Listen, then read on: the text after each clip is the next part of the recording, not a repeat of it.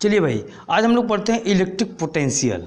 Okay, तो मैंने पिछले वीडियो में आपको समझाया है कि इलेक्ट्रिक पोटेंशियल डिफरेंस क्या होता है ना। इसमें जब किसी कंडक्टर को जब किसी भी बैटरी या सेल के द्वारा कनेक्ट किया जाता है, क्यों चार्ज फ्लो करता है, एक्चुअल में क्या होता है इलेक्ट्रिक पोटेंशियल डिफरेंस, उसका एक्चुअल मीनिंग क्या होता है, क्यों पॉजिटिव चार्ज ही लेते हैं, ETC ना। ऐसी बहुत सारी बातों को मैंने उसमें समझाया है।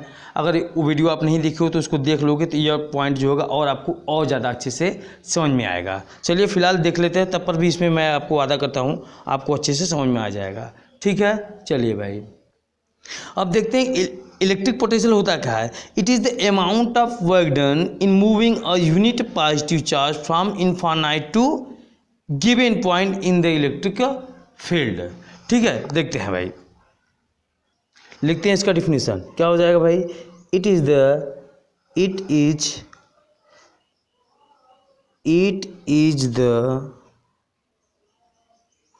अमाउंट ऑफ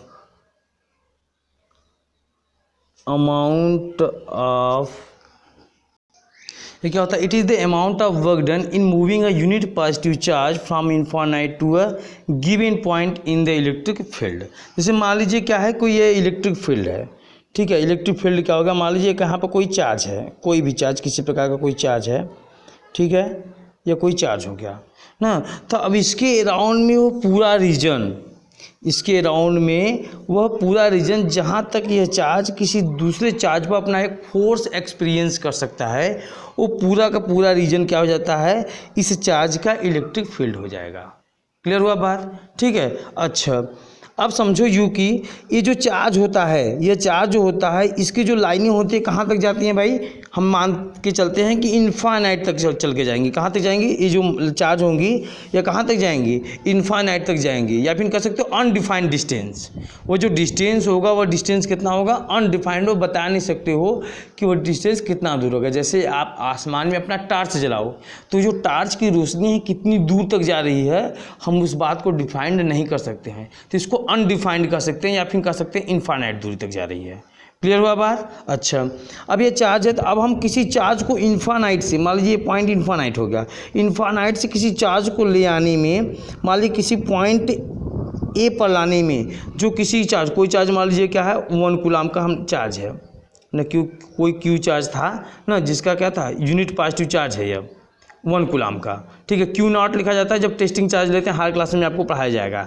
ठीक है, बस आप फिलहाल इतना याद रखिए कि हम एक पॉजिटिव चार्ज रखेंगे। ठीक है, 1 कूलम का, उस 1 कूलम का पॉजिटिव चार्ज इलेक्ट्रिक फील्ड के किसी पॉइंट पर लाने में जो अमाउंट ऑफ वर्क डन करना पड़ेगा ना, जो वर्क होगा उस पॉइंट पर हमको वहाँ का पोटेंशियल मिल जाएगा, क्योंकि उसमें कितना पोटेंशियल है। ठीक है भाई, और इस बात को देखिए एग्जाम्पल समझते हैं। जैसे मान लीजिए यहाँ पे एक टार्च है। ठीक है भाई, एक टार्च है। ठीक है, तो टार्च के यहाँ से मान लीजिए लाइट ऐसे जल रही है ना, तो चार्ज की जो लाइट की इंटेंसिटी होगी ये अलग अलग पॉइंटों पर अलग अलग होगी। मतलब मान लीजिए पॉइंट ए है, यहाँ पर पॉइंट बी है ना, यहाँ पर पॉइंट सी है, तो अलग अलग पॉइंटों पर अलग अलग होगी ना। यहाँ पर हम लोग चेक करेंगे तो इसकी इंटेंसिटी अलग होगी, यहाँ पे इसकी इंटेंसिटी अलग होगी, यहाँ पे इसकी इंटेंसिटी अलग होगी। लेकिन ये इसकी जो भी यहाँ पे इंटेंसिटी है, लाइट कहाँ तक जा रही है, इनफाइनाइट तक जा रही है। यहाँ पे इसकी जो भी इंटेंसिटी है यहाँ पर वह कहाँ तक जा रही है, इनफाइनाइट तक जा रही है। यहाँ पे जो है वह भी कहाँ तक जा रही है, इनफाइनाइट तक लेके जा रही है इसको ना। या तो यह लाइट इनफाइनाइट तक जाए, या तो फिर इनफाइनाइट से लाइट यहाँ पर आ रही है। बात तो एक ही हुई। उसी प्रकार जैसे यहाँ पे एक चार्ज होगा तो इसके पास एक क्या होगा, एक पोटेंशियल होगा, एक क्षमता होगा, एक एनर्जी होगी, जो चार्ज को क्या करेगा, इनफाइनाइट तक लेकर जा सकता है। वह जो इसकी पोटेंशियल होगी वहाँ पर, वहीं क्या कहा जाएगा, इस पॉइंट पर उसका पोटेंशियल मिलेगा। इसका यहाँ पर ऐसा पोटेंशियल मिलेगा कि यह पोटेंशियल इस चार्ज को इनफाइनाइट तक लेकर जा सकता है, या फिर इनफाइनाइट से इस पॉइंट पर लेकर आएंगे। तो भाई जैसे देखो, अगर ये पॉइंट से इस पॉइंट पर लेकर आओ, ठीक है, तो ये पॉइंट इस पॉइंट से इस पॉइंट पर लेकर आते हो तो ए से बी लेकर जाओ या बी से लेकर ए कराओ। ठीक है, दोनों में जो होगा अमाउंट ऑफ वर्क डन जो मिलेगा सेम मिलेगा।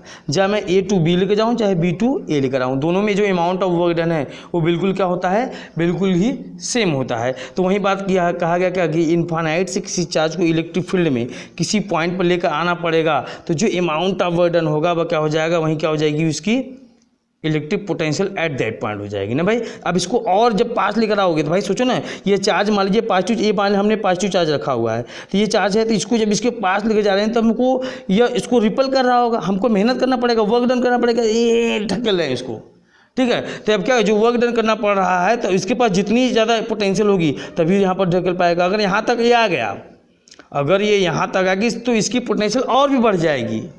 क्यों बढ़ जाएगी भाई, ये मेहनत, ये तो इसको रिपल कर रहा है, ये तो इसको रिपल कर रहा है ना। जब इसको रिपल कर जैसे छोड़ोगे बहुत तेजी से इनफाइनाइट की तरफ भागेगी, मतलब इसकी पोटेंशियल ज़्यादा होगी। जितना ही इस चार्ज के पास में आओगे उतना इसकी पोटेंशियल क्या हो जाएगी, ज़्यादा हो जाएगी। इस पॉइंट पर रहेगा पोटेंशियल अलग होगा, इस पॉइंट पर होगा पोटेंशियल अलग अलग होगा, ठीक है। तो इसीलिए कह रहा है कि इनफाइनाइट से जिस भी किसी पॉइंट पर लाते हैं उस पॉइंट पर हमको पोटेंशियल मिलता है, ठीक है। अगर वहीं पोटेंशियल डिफरेंस की बात करते हैं तो ए पॉइंट पे कितना है, बी पॉइंट पे कितना पोटेंशियल है, ठीक है। जैसे मान लो ए पॉइंट पर पोटेंशियल है मान लो कि 100 वोल्ट, ठीक है। इस मान लीजिए पोटेंशियल कितना है भाई, 80 वोल्ट है ना, 80 वोल्ट। तो 100 वोल्ट तो 80 वोल्ट घटा देंगे तो इन दोनों पॉइंटों के बीच में पोटेंशियल डिफरेंस कितना हो जाएगा, 20 वोल्ट हो जाएगा, ठीक है। तो हम लोग जो पोटेंशियल डिफरेंस के डिफरेंस पढ़े थे ना, वहीं पढ़े थे कि इलेक्ट्रिक फील्ड में एक पॉइंट से दूसरे पॉइंट में मूव कराने में जितना वर्क डन करना पड़ेगा वहीं दोनों पॉइंटों के बीच में इलेक्ट्रिक पोटेंशियल डिफरेंस मिल जाता था, ठीक है। चलिए अब इसका फार्मूला देखते हैं। इसका फार्मूला क्या हो जाएगा भाई, ये हो जाता है सिंपली V = कितना होता है, W/Q होता है, ठीक है भाई। ये सिंपली कितना होता है, V = W/Q होता है। तो हम यूनिट पॉजिटिव चार्ज क्यों लेते हैं, देखो सिंपली कि इफ़ क्या किया जाए, इफ़ Q = 1 कूलाम रख दें, हम 1 कूलाम रख दें कितना मिलेगा, तो यहाँ पर 1 रखोगे तो क्या मिलेगा, V = W/1। It means we can say that कि V = कितना आ गया, AW आ गया, ठीक है भाई।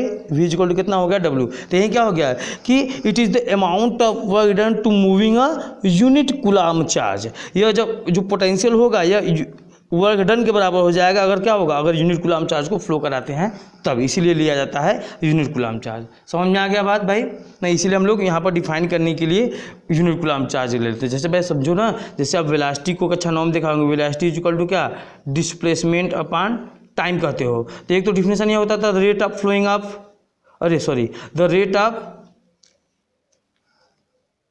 द रेट ऑफ डिस्प्लेसमेंट, या तो फिर यूँ कहते हो कि अगर यूनिट टाइम में कोई बॉडी जितना डिस्प्लेस्ड हो रही है, यूनिट टाइम में जितना डिस्प्लेस्ड हो रही है उतना ही कहते हो उसको कि वह क्या हो गया, उसका वह वेलोसिटी हो गया। जैसे कोई बॉडी 10 मीटर पर सेकंड चल रही है, तो यहाँ पर पर सेकंड मतलब क्या, 1 सेकंड में, इसका मतलब क्या है 1 सेकंड में 10 मीटर जा रहा है, 1 सेकंड में 10 मीटर जा रहा है, तो इसकी स्पीड हमने क्या इतना कर दिया, 10 मीटर पर सेकंड। पर सेकंड मीन्स व्हाट, कि 1 सेकंड में कितना जा रहा है ना। उसी प्रकार हमने कह दिया कि 1 यूनिट कूलाम चार्ज को फ्लो कराने में जितना वर्क डन करना पड़ेगा वहीं क्या हो जाएगा, उन दोनों वो क्या हो जाएगा, उस पॉइंट पर उसका पोटेंशियल मिल जाएगा। क्लियर है भाई।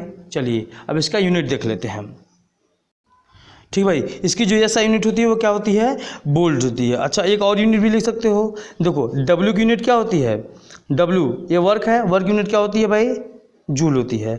और ये चार्ज की यूनिट क्या होती है, कूलाम होती है। तो इसका एक अदर यूनिट हो जाएगा ना, जूल पर कूलाम हो जाएगा, ठीक है भाई।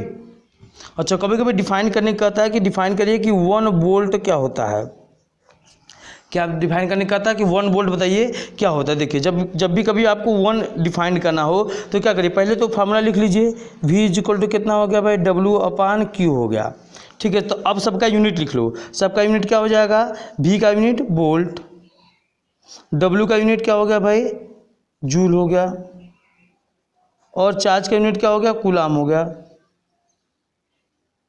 कूलाम हो गया। सबके आगे 1 लिख लो, 1 1 1 हो गया। अब सिंपली हो गया ना कि 1 वोल्ट क्या होता है कि 1 कूलाम चार्ज को मूव कराने में जितना अमाउंट ऑफ वर्क डन करना पड़ेगा वहीं क्या हो जाएगा, 1 वोल्ट हो जाएगा, ठीक है।